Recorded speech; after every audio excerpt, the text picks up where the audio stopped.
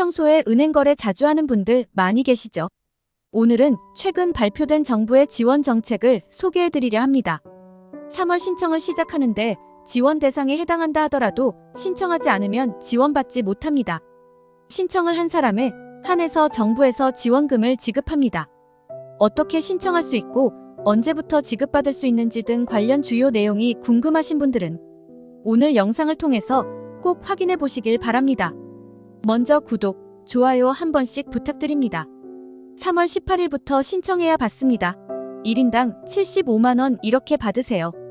많은 분들이 은행을 통한 다양한 금융거래 서비스를 자주 이용하곤 합니다. 입금, 출금, 송금, 대출, 예금, 적금 등 개인마다 필요한 금융거래를 합니다.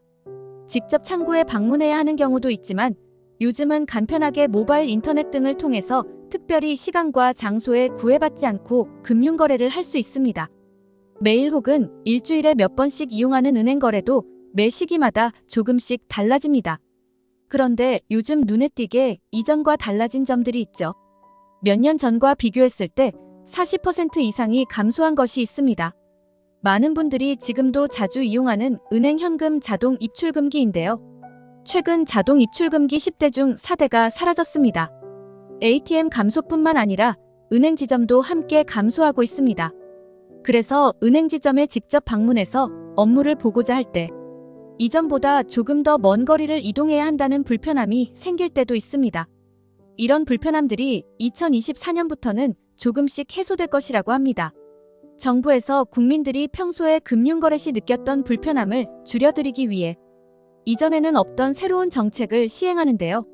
오늘 내용 소개에 앞서 올해부터 새롭게 시행되는 은행 관련 금융거래 서비스에 대해서 안내드릴게요. 여러 은행에 각각 계좌를 두고 이용하는 분들의 경우 필요한 은행 업무가 있을 때 각 은행을 모두 방문해야 할 때가 있습니다.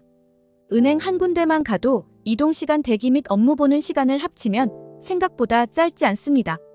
게다가 사람이 많은 날의 경우는 은행에서 오랜 시간을 대기해야 할 때도 있습니다. 앞으로는 은행 한 곳에서 다른 은행의 업무도 함께 볼 수 있게 됩니다. 예를 들어 기업은행에 방문해서 기업은행 업무도 보고 하나은행 계좌의 거래 내역 등도 조회할 수 있고 신한은행에 들어있는 돈 하나은행으로 이체해달라고 요청하면 계좌 이체 업무도 볼 수 있습니다.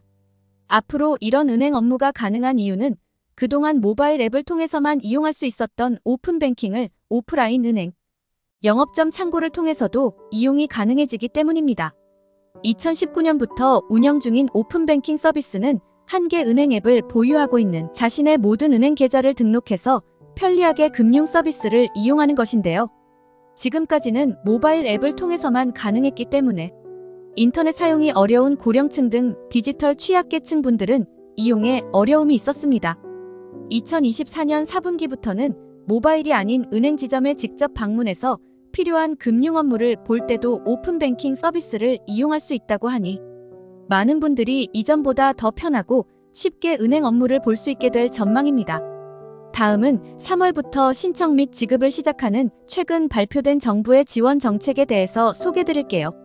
3월 18일부터 신청 접수를 시작하고 3월 29일부터 평균 1인당 75만원 금액을 지원합니다. 평균 받는 액수가 1인당 75만원이며 최대 지원 금액은 150만원입니다.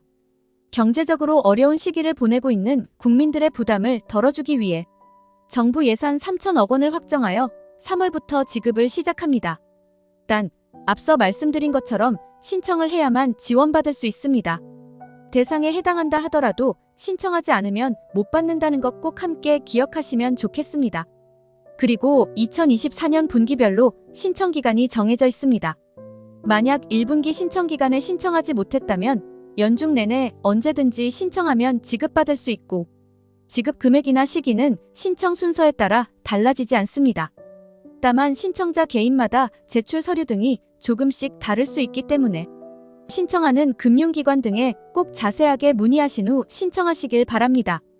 그럼 누가 무엇을 어떻게 지원받을 수 있는지 등 관련 중요한 내용들을 하나씩 설명해 드리겠습니다.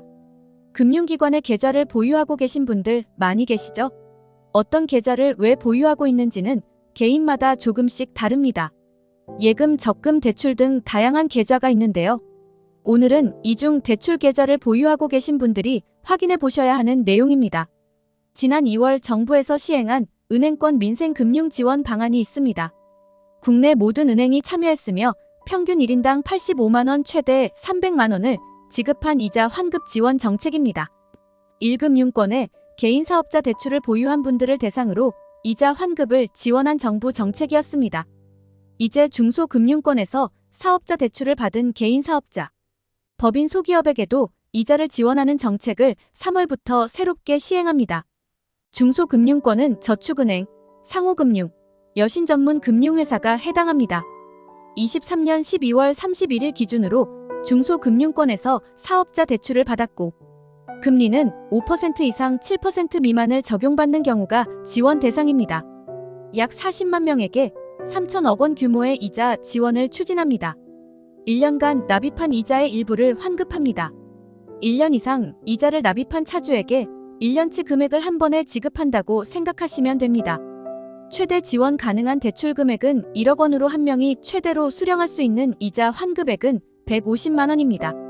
개인 사업자는 온라인 신용정보원 홈페이지 또는 거래금융기관을 직접 방문해서 신청할 수 있습니다. 법인 소기업은 카드사, 캐피탈사 각사 전화 상담실이나 우편, 전자우편 등을 통해서 신청할 수 있고 직접 거래 금융기관에 방문해서 신청도 가능합니다. 중요한 부분은 1년치 이상 이자를 납입한 경우에만 지급되기 때문에 신청하기 전에 본인 지원 대상의 계좌 이자가 1년 이상 납입됐는지 확인하는 것이 필요합니다. 문의사항이 있으시다면 3월 18일부터 운영되는 중소벤처기업진흥공단 콜센터 1811-8055번으로 문의하시면 됩니다. 오늘 영상도 끝까지 봐주셔서 정말 감사합니다.